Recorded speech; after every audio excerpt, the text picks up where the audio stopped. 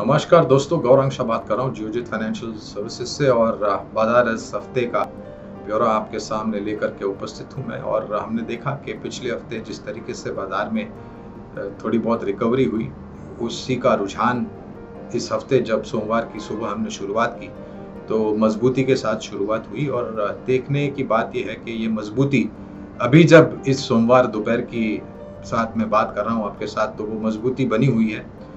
पिछले समय के जैसा नहीं कि हम शुरुआत अच्छी करते हैं और आधा दिन ढलते ढलते पूरी जो बढ़त है वो गिरावट में बदल जाती है और हम लाल अक्षरों के साथ, लाल निशान के साथ बाजार को बंद देते हैं। तो आज सुबह की जो शुरुआत हुई दोपहर में, अभी जब मैं आपसे बात कर रहा हूँ तो कुछ स्तर मैं आपके सामने रखना चाहूँगा। सेंसेक्स 53,370 के आसपास है, बढ़त है करीबन 640 पॉइंट की।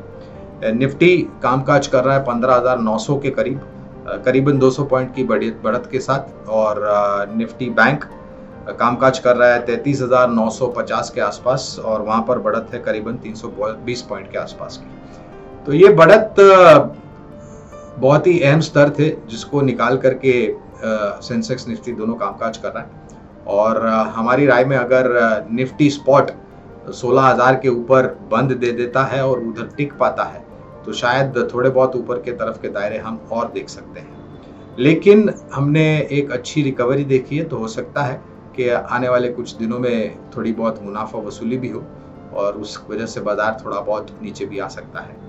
जहां तक रहा मुद्रा बाजार का सवाल, तो 78.30 के आसपास रुपया काम कर रहा है डॉलर के मुकाबले, थोड़ी बहुत मजबूती के साथ। पिछले हफ्ते काफी कमजोरी देखी थी, लेकिन आज थोड़ी बहुत मजबूती हम देख रहे हैं। और कच्चा तेल $114 प्रति बैरल ब्रेंट कामकाज कर रहा है, $108 प्रति बैरल नाइमेक्स कामकाज कर रहा है।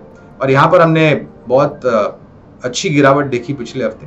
और जिस तरीके से अहम बैठक हो रही और ईरान के तरफ से जो पहले कच्चा तेल और गैस पूरे विश्व भर के बाजार में आता था, उस पर पाबंदी लगाई गई थी। तो वहाँ पर जो पाबंदी लगाई गई है उस पर वापस लेने के विचार चल रहे हैं, क्योंकि रशिया के तरफ से जो कच्चा तेल और गैस आता था उस पर काफ़ी सारे प्रतिबंध लगे हुए हैं जब से रशिया ने आक्रमण किया यूक्रेन के ऊपर। तो ये बहुत ज़रूरी होगा आने वाले कुछ दिनों में। और जुलाई आने ही वाला है। जुलाई अगस्त में ओपेक प्लस देशों ने अपने उत्पादन को भी बढ़ाने की बात की है। इसके साथ साथ 10 जुलाई 15 जुलाई के आसपास या उसके बीच में हम इस वित्तीय वर्ष के पहले तिमाही के नतीजे आना शुरू हो जाएंगे। और हमें उम्मीद है कि जो माहौल बना था और जो कुछ संकेत हमारे सामने थे उसको देखते हुए शायद इतनी बड़ी निराशा नहीं हो सकती है।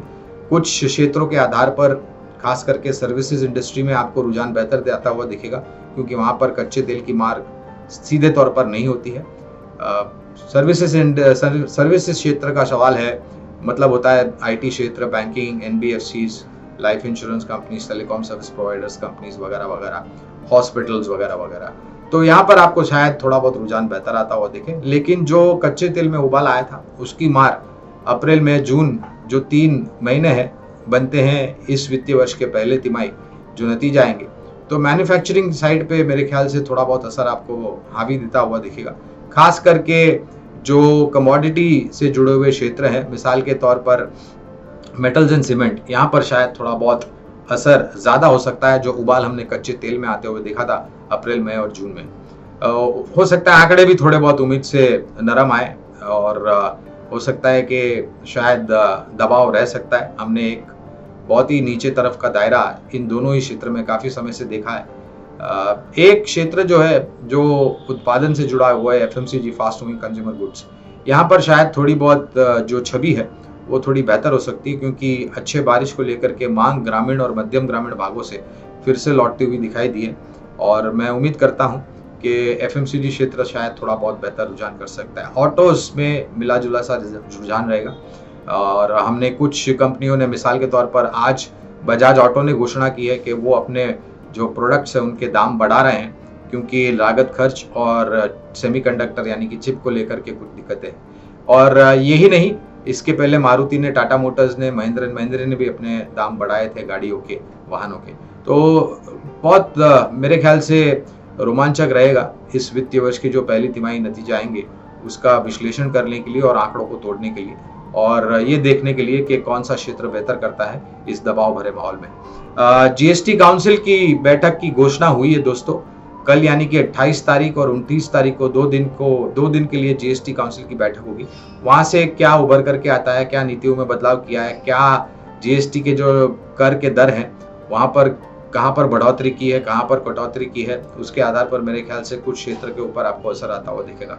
लेकिन कुल मिलाकर के दोस्तों मैं मानता हूं कि बाजार अपने आप को संभालता है और काफी सारी अटकलें थी। कोई 14,800 की बात कर रहा था, कोई 14,500 की बात कर रहा था, लेकिन निर्णायक तरीके से हमने 15,000 का स्तर नहीं तोड़ा। निचला स्तर मेरे ख्याल से जो बना था वो 15,190 180 के आसपास का बना था और वहां से हम देख रहे हैं कि हमने ऊपर तरफ के दायरा तय किया और करीब करीब 15,900 के आसपास हम कामकाज कर रहे हैं। तो अगर 16,000 का स्तर बाजार बंद होते हुए आज कल परसों तरसों निकाल देता और हम ऊपर की तरफ रह पाते हैं, टिक पाते हैं, तो मेरे ख्याल से 16,000 के ऊपर के तरफ के दायरे और भी बन सकते हैं। मेरी एक ही राय है कि जल्दबाजी करके बाजार में पैसे न लगाएं, ये सोच के कि हम मौका चूक चुके हैं। बाजार आपको अनेक मौका देगा और अभी भी अनिश्चितता के जो बादल है और जो वातावरण है वो मौजूद है। तो हो सकता है एक अच्छी रिकवरी के बाद थोड़ी बहुत मुनाफा वसूली आए। विदेशी संस्थागत निवेशकों की तरफ से जो बिकवाली हावी हो रही थी वहां पर थोड़ा आंकड़ा कम हुआ है और स्थानीय संस्थागत निवेशकों ने आगे बढ़ते हुए खरीदारी की है। इस वजह से मेरे ख्याल से हमारा बाजार काफी हद तक संभला है। तो मैं मानता हूं कि थोड़ी बहुत गिरावट आ सकती है इतनी बेहतरीन रिकवरी के बाद, लेकिन जैसे हम पहले राय दे रहे थे, हर गिरावट पर खरीदारी का बहुत बड़ा मौका है। एक दूसरा संकट के रूप में एक और मसला सामने आया है, वो है महाराष्ट्र में राज्य सरकार को लेकर के जो दो गुट बने हैं शिवसेना में और जिस तरीके से आरोप प्रति आरोप लग रहे हैं और जिस तरीके से याचिका सुप्रीम कोर्ट में दाखिल की गई है, मेरे ख्याल से आने वाला ये हफ्ता और 10 दिन शायद बहुत महत्वपूर्ण रहेंगे और शेयर बाजार के भी मेरे ख्याल से थोड़ी बहुत नज़र राज्य सरकार जो महाराष्ट्र में है वहाँ पर बनी रहेगी। क्या होता है आगे जाकर के, कौन किधर जाता है, कौन किधर नहीं जाता है, कितनी खरीद फरोख्त होती है और आखिरकार कौन सरकार बनाता है और क्या ये महाविकास आघाड़ी की सरकार टिक पाती या नहीं टिक पाती है। मेरे ख्याल से ये सबसे बड़ा प्रश्न चिन्ह है। तो आने वाले 7 दिन 10 दिन मेरे ख्याल से काफ़ी महत्वपूर्ण रहेंगे महाराष्ट्र के लिए और शेयर बाजार के लिए, क्योंकि महाराष्ट्र एक ऐसा प्रदेश है जो बहुत बड़ा योगदान देता है शेयर मार्केट को। तो इस वजह से शायद थोड़ी बहुत उठापटक और भी आ भी सकती है। और एक बुरी खबर ये भी थी कि महाराष्ट्र में और मुंबई में महामारी को लेकर के जो मरीजों की संख्या थी वो काफ़ी तीव्र गति से ऊपर गई है। तो इस पर भी मेरे ख्याल से बाजार की नज़र बनी रहेगी और क्या परिस्थिति उभर करके आती है। मेरी बात सुनने के लिए आपका बहुत बहुत धन्यवाद। अगले हफ्ते तक मैं आपसे आज्ञा लेता हूँ, मेरी वाणी को यहीं पर विराम देता हूँ और आप अपने स्वस्थ सेहत की ध्यान रखिए, मास्क पहन के रखिए और दूरी बराबर कर रखिए। बहुत बहुत धन्यवाद आपका। अगले हफ्ते तक।